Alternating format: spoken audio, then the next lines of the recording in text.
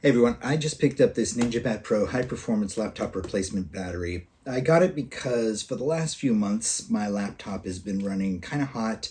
The fans have been going constantly, the battery life has been kind of poor, and it's an 8 to 10 year old laptop already, so I had a feeling that the battery was on its way out.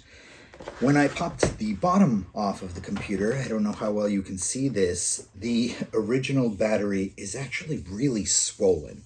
So that confirmed my suspicions. So I picked up this replacement battery right away, and we're going to pop it in and see how well it performs. Okay, so let's pop this open and see what we get. Okay, right off the top we have our user's manual, and this is going to have calibration tips as well as suggestions on how to dispose of your old laptop battery. So let's set that aside. And then we have the new battery itself. Oh, and we have these two different screwdrivers here. These each have their own special tip. And between these two screwdrivers, this will cover all the different screws that you'll need to fully replace the battery.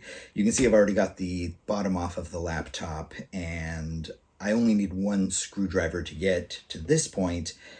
But you can see that there are two, so somewhere in here, I'm going to run into another sized screw. So let's go ahead and pop this in, power it up, and see what we've got.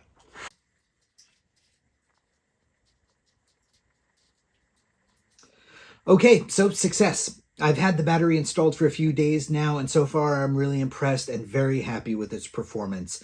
I ran it through the 5 calibration cycles that the manufacturer recommends. The manufacturer recommends charging the battery to 100% and then using it on battery power only down to 10%, charging it back up to 100%, using it on battery down to 10%.